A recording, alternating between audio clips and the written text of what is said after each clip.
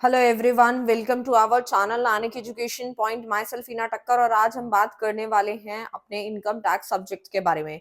Income tax law and practice का आज हम प्रैक्टिकल क्वेश्चन करने वाले हैं और फॉर्मूले देखने वाले हैं, जो कि सिर्फ बहुत छोटी सी वीडियो बनाने वाली हूँ क्योंकि टाइम आप लोगों के पास भी बहुत लिमिटेड है और मैं नहीं चाहती कि आप लोगों का बिल्कुल भी टाइम वेस्ट हो। सिर्फ वही क्वेश्चन या वही फॉर्मुलेज बताने वाली हूँ जो आपके एग्जाम में जहां से क्वेश्चन पूछा जाएगा। ठीक है। सो कैपिटल गेन के अंदर आप लोगों का या तो शॉर्ट टर्म कैपिटल गेन आता है या फिर लॉन्ग टर्म कैपिटल गेन आता है। इसके फॉर्मेट फॉर्मूले मैंने सब कुछ ऑलरेडी बता दिए थे प्रीवियस वीडियो के अंदर। अगर आपने नहीं देखे तो प्लीज वो जाकर के देख लीजिएगा। और ये कैपिटल गेन का मैं यहाँ पे कुछ दो फॉर्मुलेज लिखवाने वाली हूँ। उसके बाद आपके जो भी क्वेश्चन पेपर में पूछे गए हैं वो इन्हीं दो फॉर्मेट तो मैंने ऑलरेडी बता चुकी हूँ और जो ये दो फॉर्मुले हैं वो आपके यूज होने वाले हैं। उसके बाद एक प्रैक्टिकल क्वेश्चन समझेंगे। अगर आपको वो अच्छे से समझ आ गया तो समझ लेना, सारे क्वेश्चन हो जाएंगे, उसी की तरह है वो। तो फॉर्मूले क्या है? सबसे पहले मैंने आप लोगों को जब लॉन्ग टर्म कैपिटल गेन का फॉर्मेट बताया था उसमें आप लोगों को बताया था कि इंडेक्स वगैरह आपको कैलकुलेट करना होगा।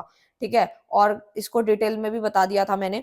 तो आज हम देखते हैं इंडेक्स कॉस्ट ऑफ इक्विजिशन जब हमें निकालना होता है यानी सीओए इंडेक्स वाला कैलकुलेट करना होता है तो फॉर्मूला क्या रहने वाला है। तो बहुत छोटा सा फॉर्मूला है। सबसे पहले सीओए लेना है।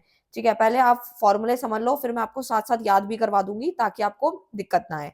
तो सबसे पहले क्या करना है, सीओए आएगा नहीं, कॉस्ट ऑफ इक्विजिशन आएगा, मल्टीप्लाई करना है कॉस्ट इन्फ्लेशन इंडेक्स। ये आपके क्वेश्चन के अंदर ऑलरेडी गिवन होगा। बाकी इसका जो एक पूरा चार्ट है वो मैं टेलीग्राम पे अपलोड कर दूंगी, यानी कि वो आपके बुक में भी अवेलेबल है। ठीक है। और नहीं दिया हुआ तो कोई दिक्कत नहीं है, मैं टेलीग्राम पे अपलोड कर दूंगी, आप वहां से भी उसको भी देख के क्वेश्चन कर सकते हैं। वैसे क्वेश्चन में गिवन होंगे। तो cost inflation index of the year of transfer of capital asset, इस बात को थोड़ा ध्यान से समझ लो कि कौन सा वाला इन्फ्लेशन इंडेक्स लेना है आपको। जब आप जिस साल आप कैपिटल एसेट को ट्रांसफर कर रहे हो वही वाले उस साल का इंडेक्स लेना होगा। उसको मल्टीप्लाई करना है कॉस्ट ऑफ इक्विजिशन से और डिवाइड देना है cost inflation index of the year of acquisition. जिस साल आपने उस एसेट को इक्वायर करा था, इक्विजिशन हुआ था, उससे आपको डिवाइड देना है। ठीक है। जब आपने एक्वायर किया उससे आपको डिवाइड देना है। जिस साल आपने उस एसेट को, कैपिटल एसेट को ट्रांसफर किया था, उस साल का इंडेक्स लेना है, मल्टीप्लाई करना है सीओए। ठीक है। तो इतनी बात आपको अच्छे से समझ आ गई, यही आपका फॉर्मूला था। नेक्स्ट ना उसके नीचे एक चीज और कैलकुलेट करनी होती है जो कि होती है आपकी इंडेक्स कॉस्ट ऑफ इम्प्रूवमेंट। ठीक है।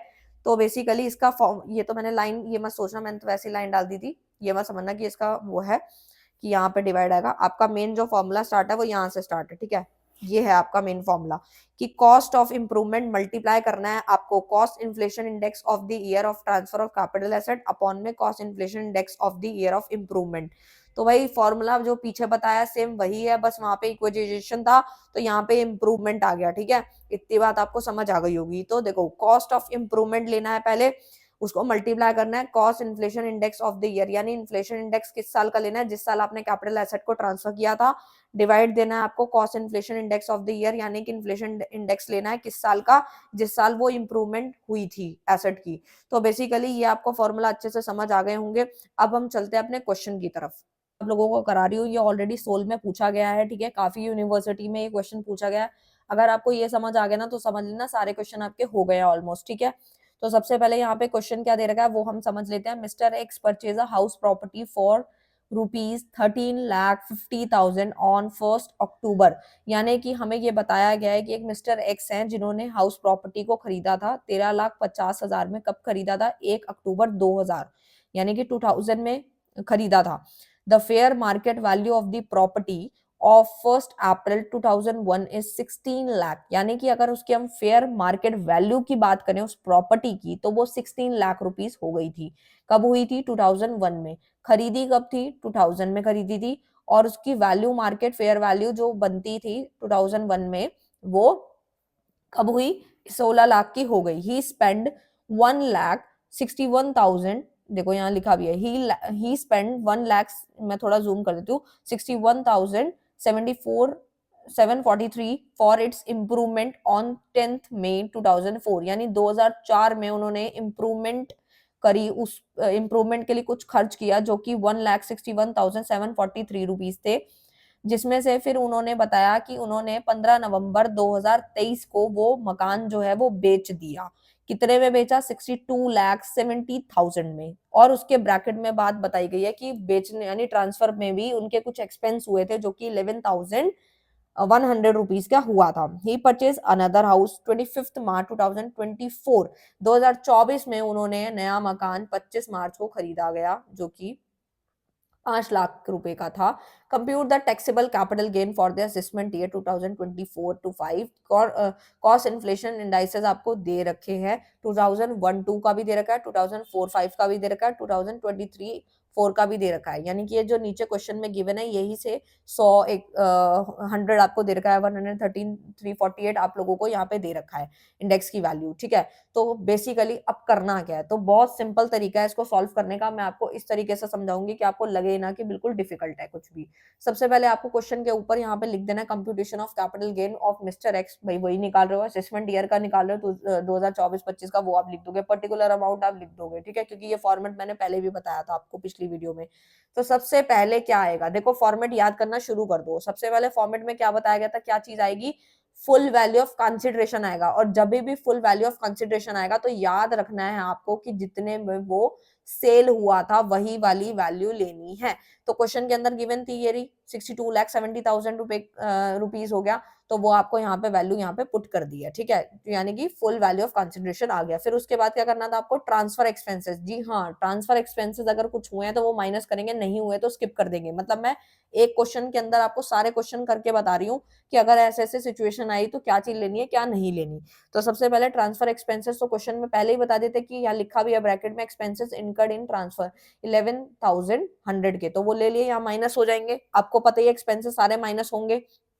जैसे ही माइनस करोगे 62,70,000 में से अगर आप 11,100 माइनस करोगे तो आपका वैल्यू जो आएगी वो कितनी आएगी, 62,58,900 रुपीज आ जाएगी माइनस करके। तो वो आपकी नेट सेल कंसिडरेशन कहलाएगी। आई होप आपको क्लियर है।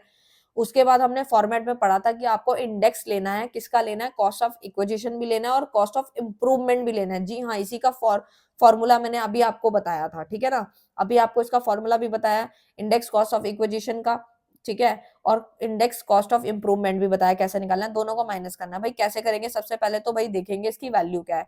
इंडेक्स कॉस्ट ऑफ इक्विजिशन की अगर हम बात करें तो हमें वो क्वेश्चन के अंदर ऑलरेडी गिवन था, यानी कि जो हमारी मेन वैल्यू है, फेयर वैल्यू जो है वो 16 लाख थी, जी हमने वो ले लिया। उसके बाद जो हमारे को फॉर्मूले में पुट करना था उसके हिसाब से ये नीचे दे रखा है 348 इंटू, सॉरी डिवाइड करेंगे 100 से, ठीक है ना, क्योंकि अभी मैंने ये फॉर्मूला भी बताया।